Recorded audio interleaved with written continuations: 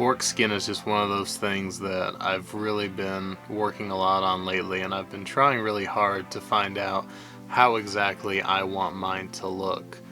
I'm not exactly sure if I'm really happy with any of my skin recipes so far, but they each have their own unique character and things that I think make them look nice. So what I would like to do is go through each of the different skin recipes that I've done so far, show you how I do them, whether it's somebody else's recipe or my own, because I like to use my own little unique way of doing things, and see which one works best for you. Maybe it'll give you some ideas and inspiration on what you might want to do. So our model for today is this Orc Commando Knob from the new Kill Team Octarius set. I really love these new Orc Commandos, and I've been wanting some Orc Commandos for a while, but I didn't want to buy the old ones. So we're going to be starting with a classic GW paint scheme, starting with Wafflish as our base tone. And of course I've watered this down a little bit, trying to do the old 2 to 3 thin coat method to make sure we don't fill in all our details or obscure anything.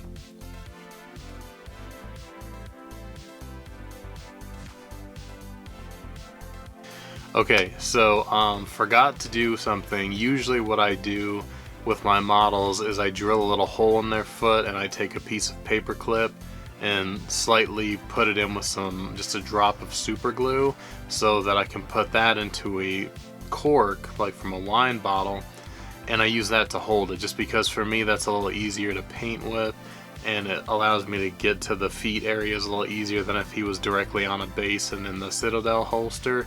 So I had to get up and do a few things. I took the opportunity to go ahead and do that to continue the paint job. So let's jump back in. We'll finish up our original base coat that we were doing, our first layer I should say. And one thing that you want to do, make sure you double check and hit all the areas of skin. I can't tell you how many times I've forgotten to paint a hand or a leg, or if there's a tear in the pants, which I actually did miss on this model at first. He has a small tear in his pants. I like to go ahead and hit all the skin areas at once, just so they're all done. Just work your way around. You don't have to be real careful at this point. You can just get the paint on and get it going so that we can get on to our next step. Plus, since we haven't painted anything yet, we don't have to worry about hitting anything we've already painted. Alright, you're going to want to let that dry completely and then start your second layer. Second coat, again keeping the paint very thin on your palette, watered down, just so that you don't fill in the gaps. He has most of the Orc models have a lot of detail on their muscles and their faces and things, and you really want to make sure that you don't cake those up with too much paint.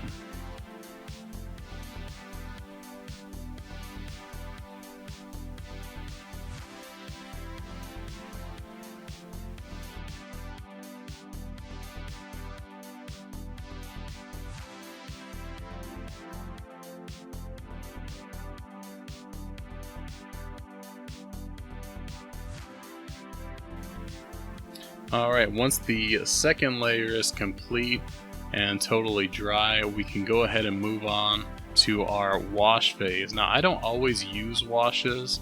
In this case, I'm going to, since we're doing a more classic GW style paint scheme.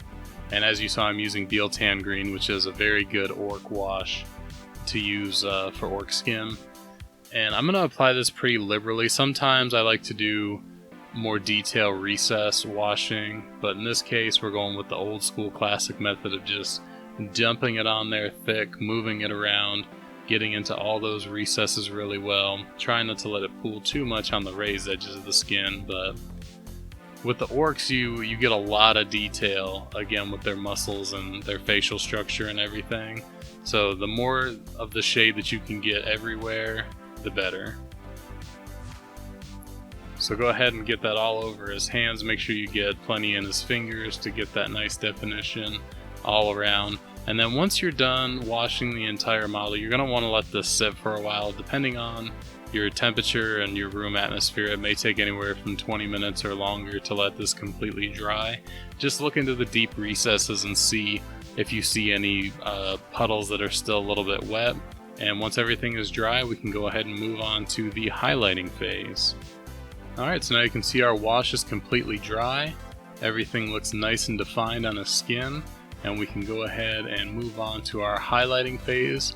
And we're going to use Warboss Green for our first highlight, but what I like to do is, instead of going straight into Warboss Green, I try to shade up a little bit, so I actually mix my Waflesh here with the Warboss Green. It's easy to do just by putting them next to each other on your palette and kind of working them together in the middle, just until you get a nice even coat of paint that's somewhere right in between each color. I feel like starting with this instead of going straight to the Warboss Green helps the shading look a little bit nicer than the classic GW method of just going straight for highlights. This is more of a personal preference, and if you're fine with just going up to Warboss Green, you can do that.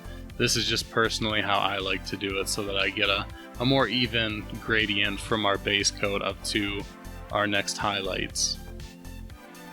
So with this first highlight shade, we're going to hit all of the most raised edges of the model, from the sides of his face, the lips, the nose, the cheekbones. Pretty much everywhere but the recesses is going to get this initial base coat color.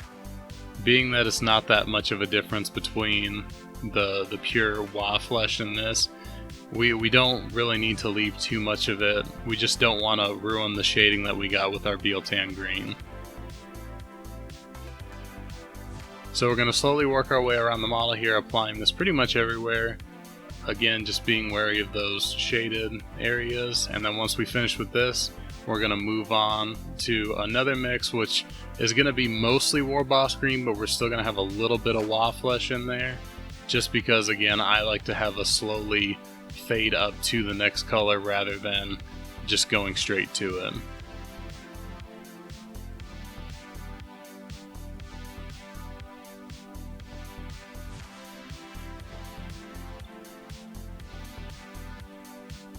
Alright, once that's done and completely dry, we can move on to the next highlight phase. You can already see we've got some pretty good definition here, and I just like to do it a little slowly than everyone else, like I said. So we're going to go back to our palette here. You can see the color that we were using. We're now just going to mix some more of the Warboss Green into that color, and this color is going to be really not that much of a difference from the pure Warboss Green. You can see it better in person than you probably can here. It is just a touch darker than pure Warboss. You can skip this, as I said, if you want. I like that smooth shading all the way up.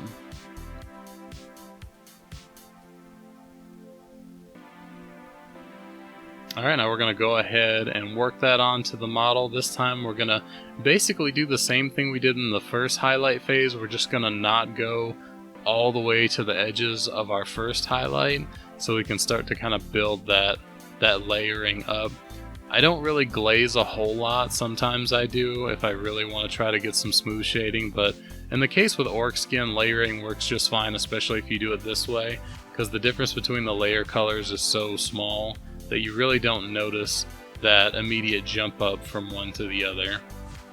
So just work your way around all the raised areas, the muscles, his fingers, all the little things that are raised up, and get this next layer on without going all the way to the next edge. Alright, so you can see that we've got some pretty good definition built up already with those fingers and on his face, working in those lighter colors just slowly and slowly as we go. And then once we finish with that, we're just going to take our pure Warboss Green and continue on. Again, going smaller and smaller each time, staying mostly towards the raised edges of his face, his ears, muscles, all that, so that we get just a little bit shade brighter as we keep going. Alright, so pro tip, before you start recording a bunch of 4K video footage, make sure your memory card is not full, because I was halfway through this part of the video and my memory card was full and I probably missed a little bit before I noticed, so apologies about that, but I did notice it fairly quickly. I think you shouldn't have missed too much. As you can see, highlights are looking great. We can go ahead and move on to our next color. And the next color we're going to be using is Scarsnet Green. It's usually used in the classic GW color method, and I'm going to do the exact same thing. I'm going to lay this down right next to our War Boss Green. You can see the differences in the color tones there. And I'm just going to mix in between as I did with our Waft Flesh and get a nice even tone between these two colors. And then we're going to go ahead and start highlighting. And once again, if you want to, you can go straight into Scarsnet Green and highlight. You don't have to do this, especially if you're looking for that more deep contrast classic orc skin and you don't mind if it kind of pops from one to the other. That's completely fine. I just enjoy doing it this way. Alright, now let's go ahead and start applying this. We're going to be a little more careful this time around. We're going to try to only hit mostly the edges of his lips and cheekbones and things like that. With working in these really small areas, you're not going to be able to layer it quite as much as you can with his big muscles on his biceps and triceps and all those. You'll be able to kind of go up slowly with those a little better. But you still want to hit it everywhere just because you are going to notice the little differences between each color tone, and it really helps to sell that definition on these orcs.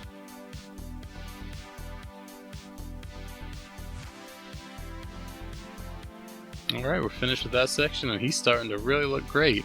Now the last part is going to be going into our pure Scarsnet Green and doing our final highlighting on the skin.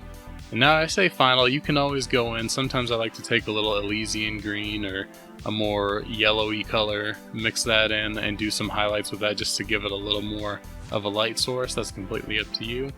But as far as this goes, the Scarsnet Green can be our final highlight layer since it is our brightest green. So we're going to go ahead, we're only going to try to hit just the very tips of his lips, nose, cheekbones, tips of his ears, the very, very tops of his muscles where they're at their highest points. I usually just hit his knuckles. I don't even go onto the fingers with the highest highlight. We hit how his knuckles protrude a little bit. Go ahead and do those. And just continue as we've been highlighting with hitting as least as we possibly can on those raised areas. So what I'm going to do now is a little bit of an extra step. It's if you want to do some more deep shading in the recesses, I just usually take either a darker color or a wash plus a darker color. In this case, I'm going to use some Orc Flesh contrast along with our Bealtan Green wash. Mix them together a little bit and take my more detailed brush and just go in the recesses and put a little bit on each areas to kind of really refine those deep shaded areas. And what you can also do is take a darker color or even some Abaddon Black and mix it into that as well to get the super deep recesses to give it that extra little bit of definition. Alright, so we're going to go ahead and mix these together on our palettes just to give them a nice good color mix. You can see it's a very deep shade of green that we're getting from this, which is going to be really great for those recessed areas. And if you're finding that it's not quite dark enough, you can always add a little Abaddon Black to this, as I said, to get a more deep shade. And I'll probably do that for the most recessed areas. But once we have this done, we're going to go ahead and get our fine brush and start working it into those little muscle groups.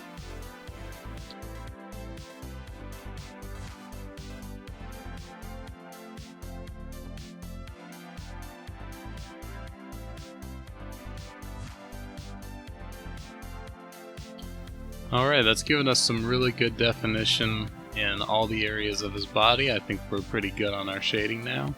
Now we're going to tackle these scars. So this particular model has scars really all over, on both of his arms, on his face, and I like to give those a little bit of extra love and detail.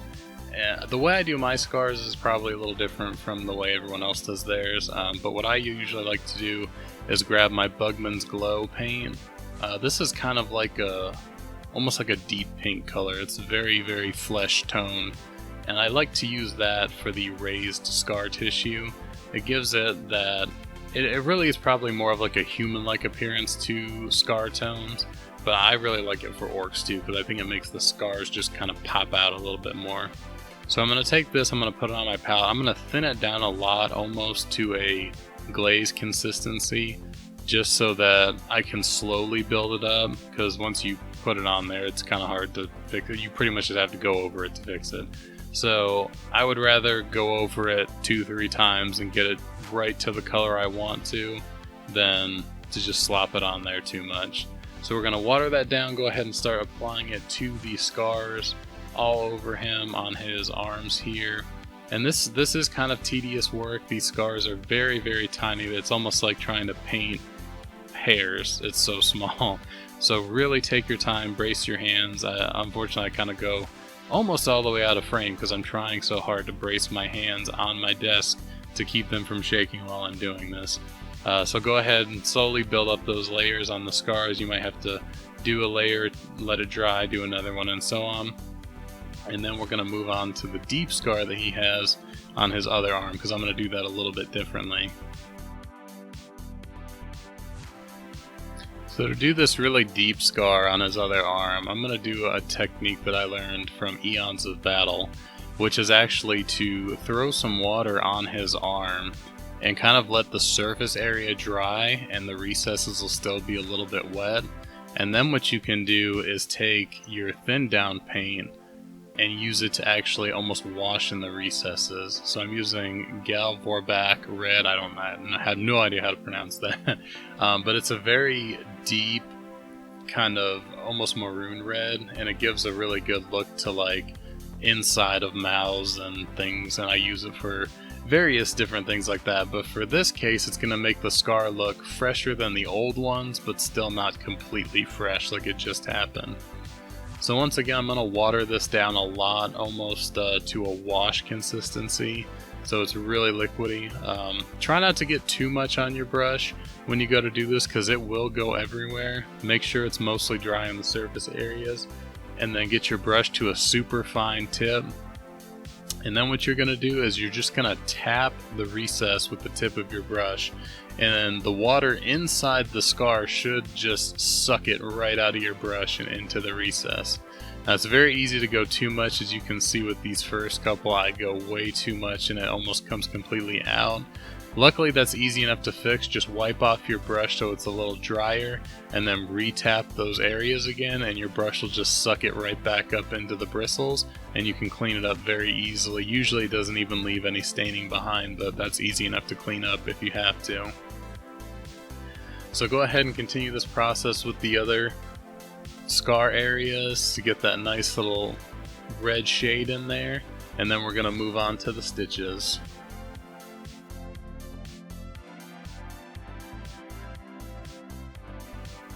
So for the stitches, I'm going to use a color called Xandri Dust. I really love this color. I use it for so many different things.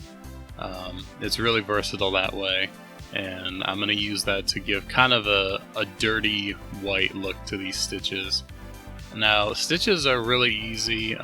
They seem really intimidating because they're so small whenever you see them on clothes and other things, but it's pretty simple to do. You just have to really brace yourself and just ever so lightly, as Bob Ross would say, 3 hairs and some air on the edge of those stitches, and just kind of go over them one at a time. If you make a mistake, no big deal, we can clean it up, and just cover each one of those stitches with that color. Once again, I'm sorry I go out of frame a little bit here and there, just because I'm trying so hard to brace myself and not get this color everywhere as I'm doing these stitches. And then once you finish these up, I'm probably going to hit them with some Agrax Earthshade or something, just kind of tone them down a little bit, make them look a little grungier. And that's more of an optional step. If you like them nice and bright, you can just leave them as is. Alright, we're going to go ahead and move on and do the eyes really quick. Eyes are really simple to do, they just require a really steady hand to do. Basically, I'm going to use some Mephiston Red here, and I'm going to put it on my brush, water it down just a little bit, just enough so that it flows easily off the brush, but it's not super runny, because otherwise then it tries to go in all the little recesses around the eye and it looks really weird and off-putting. So get your brush to a super fine tip, as fine as you can get it, and just very slowly go in and dab those eyes. You can do just a tiny swiping motion to get them in. It's really hard to show me doing this because he has a hat on, so I can't really see if I turn him up enough for the camera to see. But just very tiny brush strokes on those eyes to get them filled in. Moving on, I'm going to go ahead and do his teeth with some more gas bone. I like this a little better than Xandri does for teeth just because it's a little brighter. Plus, if I would need to darken it down with some Agrax Earthshade, it doesn't kill the color altogether. So once again, just go in, super small brush strokes, get those teeth filled in, and then we'll move on from there.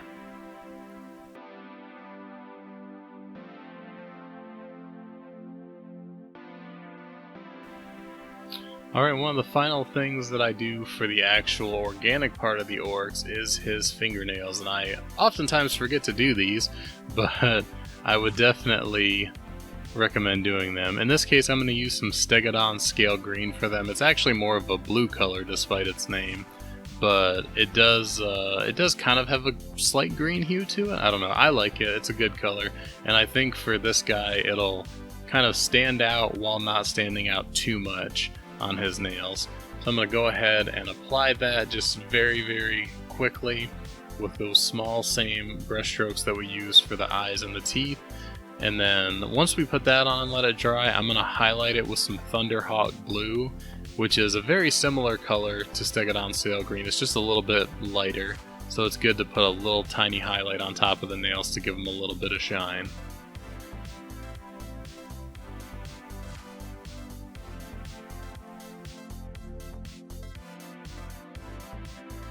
I think that's going to wrap up today's video, guys. I think we did a pretty good job. You can't see him, it's very dark, but you saw him before. I think he's coming along really nice. I'm pretty happy with this skin application. It's not usually one that I like to use. I usually want my orcs to be a little more vibrant than this, but I think for the commando this is a really good scheme because, you know, they're sneaky, they're trying to blend in, and if his skin color is a deeper shade of green, it'll make that easier for him.